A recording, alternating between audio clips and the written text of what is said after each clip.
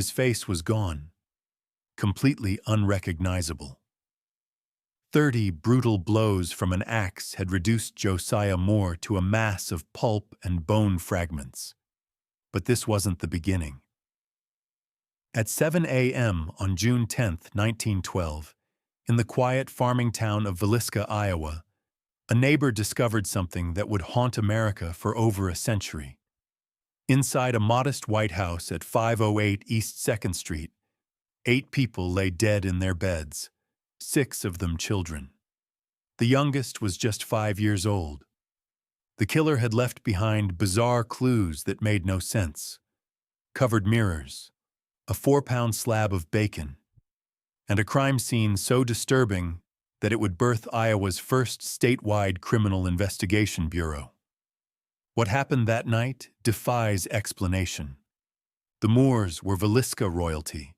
Everyone knew them. Everyone loved them. Josiah managed the town's John Deere dealership. At 43, he was respected, successful, ambitious. His wife Sarah, 39, played piano at the Presbyterian Church every Sunday.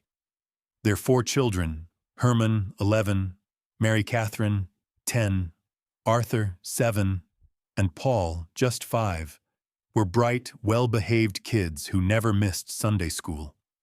June 9, 1912, started like any other Sunday. The family attended Children's Day services at church that evening. Mary Catherine had invited 2 friends for a sleepover, the Stillinger sisters, Lena, 12, and Ina, 8. After the service ended at 9:30 p.m., the Moore family and the 2 girls walked home together through the warm Iowa night. Neighbors saw them arrive around 10 p.m. The lights went out shortly after. No one locked their doors in Villisca. Why would they? Nothing bad ever happened here. Sarah tucked the children into bed. Josiah checked the windows.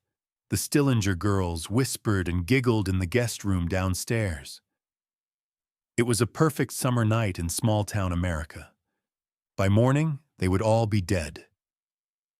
Between midnight and 5 a.m., someone entered that house. What they did inside would shock the nation and remain unsolved for over a century. But it wasn't just the brutality that made this case unforgettable. It was what the killer did after. Mary Peckham knew something was wrong immediately. The Moore family always did their morning chores at sunrise, feeding chickens, tending livestock. By 7 a.m. on June 10th, their backyard was silent.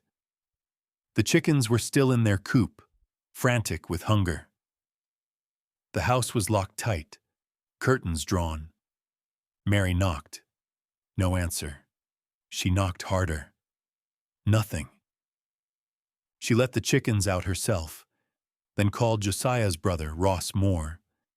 He arrived with a spare key, and together they approached the front door. The house felt wrong. Too quiet. Too still. Ross unlocked the door and stepped into the parlor. He opened the guest bedroom door. 2 small bodies lay on the bed, covered in blood-soaked sheets. The Stillinger girls. Ross backed out immediately. "Don't come in," he told Mary. "Get the sheriff. Get everyone." When Sheriff Hank Horton arrived at 8:30 a.m., he found something that would haunt him for the rest of his life. Every bed in that house contained a corpse.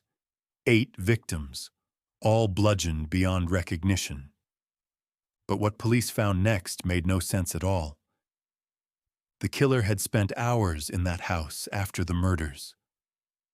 In the master bedroom, Josiah and Sarah lay in their bed. Their heads were covered with bedclothes, as if tucked in for sleep. But beneath those covers, their skulls had been shattered into fragments. Josiah bore the worst of it. Over 30 direct strikes to the head. His eye sockets were empty, his face obliterated. Upstairs, the 4 more children had been killed the same way. Herman, Mary Catherine, Arthur, little Paul, each skull crushed with the blunt end of an axe, each face covered after death. The ceiling showed deep gouge marks from the upswing of the weapon. The killer had swung with such force that the axe blade had carved chunks from the plaster with each blow. Downstairs, investigators found the murder weapon propped against the wall in the guest room. Josiah's own axe, taken from his backyard. The blade had been wiped partially clean. Next to it sat a 4-pound slab of bacon, raw, unwrapped, just sitting there next to the axe that killed 8 people. On the kitchen table, an untouched plate of food and a bowl of water tinged pink with blood. The killer had cooked himself a meal, washed his hands, taken his time. But the truly disturbing details were still coming. Every mirror in the house had been covered. The killer had gone through dresser drawers, pulling out skirts, aprons, undershirts, anything that could drape over reflective surfaces. The large mirror in the master bedroom, the small hand mirror on the dresser, even the glass panels in the entry doors had been covered with fabric. Why? Was the killer superstitious, following some twisted funeral custom? Or did he simply not want to see his own reflection while he worked? 12-year-old Lena Stillinger was different from the others. She had defensive wounds on her arm. She'd been awake. She'd fought back. And unlike the other victims, she lay crosswise on the bed, as if she'd tried to escape. Her nightgown had been pushed up, her body positioned in a deliberately revealing pose. Investigators initially suspected sexual assault, but doctors found no evidence. Still, the positioning was intentional, calculated, part of whatever sick ritual the killer was performing. The crime scene told a story of methodical violence. This wasn't rage. This wasn't robbery. Nothing had been stolen.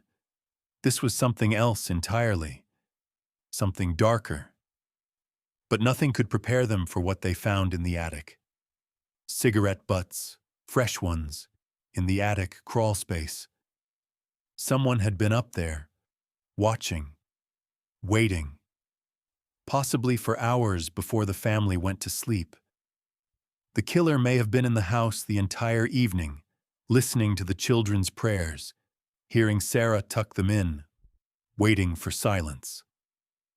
Then he'd crept downstairs and begun his work. Word spread through Villisca like wildfire. Within hours, hundreds of townspeople descended on the Moore house.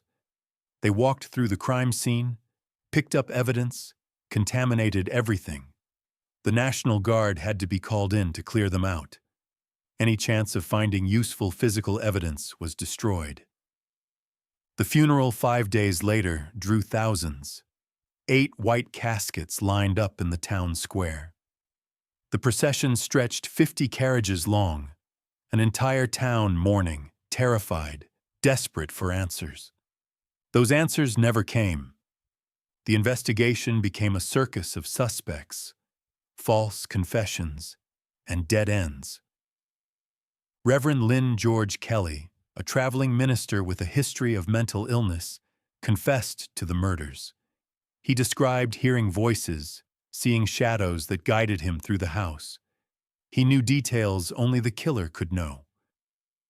2 separate juries heard his case. Both times, he was acquitted. His confession deemed coerced.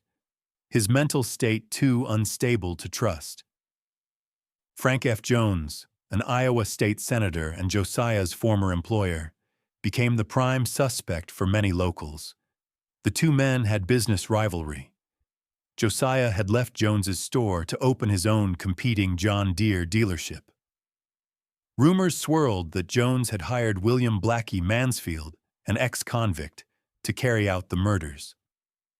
But Mansfield had an alibi. He was working in Illinois that night.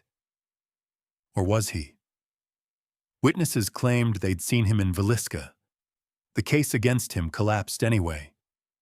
Then there were the others. Henry Lee Moore, who'd killed his own mother and grandmother with an axe months later.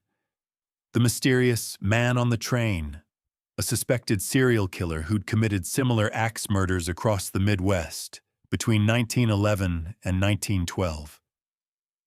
In Colorado Springs, Kansas, Missouri, always the same pattern: covered mirrors, victims in their beds, axe left behind. The Villisca murders led directly to the creation of Iowa's Bureau of Criminal Investigation in 1921. One crime so botched, it changed law enforcement forever. The house still stands today at 508 East 2nd Street, restored to look exactly as it did that night in 1912. You can tour it, even stay overnight if you're brave enough. 112 years later, we still don't know who walked through that door. 8 victims, 0 answers, just silence and shadows.